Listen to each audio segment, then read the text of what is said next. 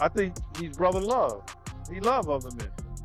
Deal, a former bodyguard for scene Diddy Combs, has recently made waves with some bold claims about the music mogul's personal life.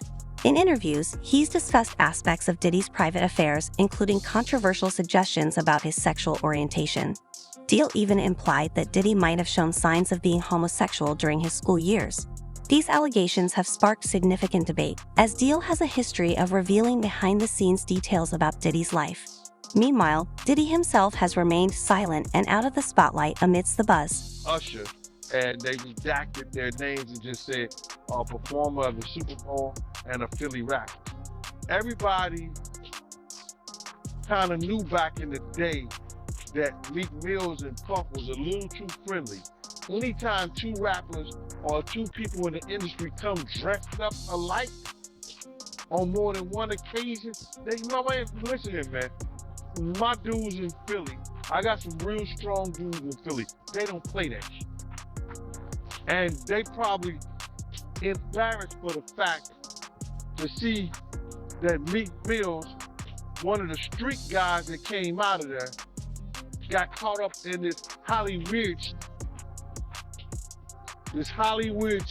whereas that he's dressing the same, he dressing like Diddy, hugged up with Diddy. I think that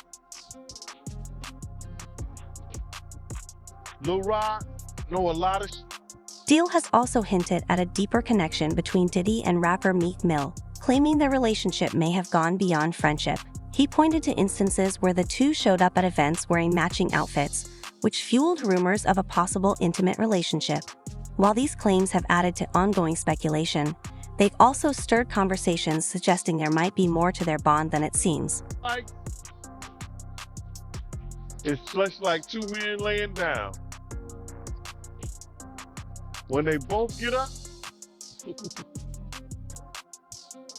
they both homo. And that's real talk, bro. My man, you go to a party, dog, and the nigga got the same shirt you got on, I'm taking my shirt off. I'm walking around in a t-shirt.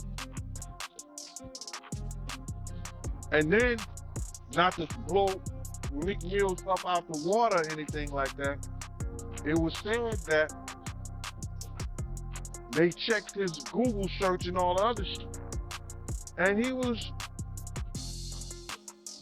searching for some online. Yeah. Oh, wow. That's just crazy, bro. But listen, those are what, you know, it's crazy that money, that lifestyle, and you trying to fit into something gets you. These guys never set out to do all this shit. Meek Mills, when he got into the game, he didn't set out. Joe Rogan has also chimed in on the rumors surrounding Diddy, adding fuel to the ongoing speculation. Rogan reportedly commented that acts like those Diddy is accused of, including alleged homosexual behavior, are sometimes viewed as steps artists take to climb the ladder of fame. Given Rogan's massive audience, his remarks have further amplified the conversation, drawing even more attention to the allegations against Diddy. Jaguar Wright, ex-employee of him, he goes, you can get a man such anything. As in a man that just does not want to do that. Yeah, that's a real, it's like a affirmation. It's like a real power affirmation for someone. Every level, there's some. I want to joke about it on stage, but people like, you know, nobody follows all the same things anymore, so it's hard to, things I want to make references about, there's like no common culture anymore of like, we all saw this, so you gotta just burn time explaining the first part of the story, and people will get invested in it. So much better. The mob has podcasts now. And they have rivalries, and there's like people that are like, oh, well, I heard he's a snitch. Like they're now, like, did you have Stockholm Syndrome? Yeah, they're a snitch. That's why we have this great show. Oh, everyone snitches. What the talking about? So I get criminals. He has a right to say, don't snitch. You the citizen of the good country. Edward Snowden's not supposed to be hiding out in Russia. Look at that. One of the most shocking claims centers around Cassie, Diddy's former partner, and her husband. According to John Doe, Cassie reportedly shared with her husband concerns about Diddy's behavior, including his alleged misconduct and how he treated others, as well as details about his personal orientation. Him and Cassie be pillow talking. That's his wife. He didn't see. Cassie can't say anything because he made her sign NDA, a non-disclosure. But she can whisper things in her husband ear. And some of the stuff that she probably saw had to go through with dude, her husband just speaking on it. He can't say where he got it from. But then again, he got enough. People got enough where he got it from. That's his wife. Yes, he's an older guy. He might be a whole lot fruity too. But Cassie would know that just like Kim knew that. So you feel like Cassie is the one that's telling her stuff behind the scenes about Bessie? Right? And you gotta realize he was their trainer. He was her trainer before she even became her husband. So she may have been telling him stuff way before they was even married. You understand what I'm saying? Right. So before we get off of this topic, right, because I'm sure people are going to want me to ask you being around Sophie, is there any truth in him being fruity? I don't know what you mean by really, do I see this man being fruity? Does a man like other men? These allegations appear to back up earlier claims made by Fine, who had previously spoken out about Diddy's questionable behavior. This adds more fuel to the ongoing narrative suggesting that Diddy's personal and professional life might not be as spotless as it seems. However, it raises an important question: how much credibility should be given to statements made by former partners in cases like this? Really interests me and might interest the viewers and everything like that, but they live this weird rock and roll lifestyle where they touchy-feely with each other. And all I can say in situations like that is that if two men lay down, how many fruity men? Roger Bonds, a close associate of Diddy, has come forward with claims that add to the ongoing rumors about Diddy's private life. Bonds alleges that he witnessed Diddy in compromising situations with male rappers in hotel rooms. These accusations have reignited long-standing speculation about Diddy's orientation, a topic that has fueled controversy for years.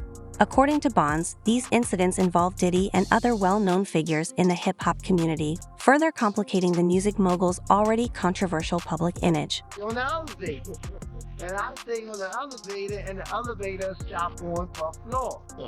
And I'm like, okay. And then I wouldn't let the door close because this person is oblivious to who I am.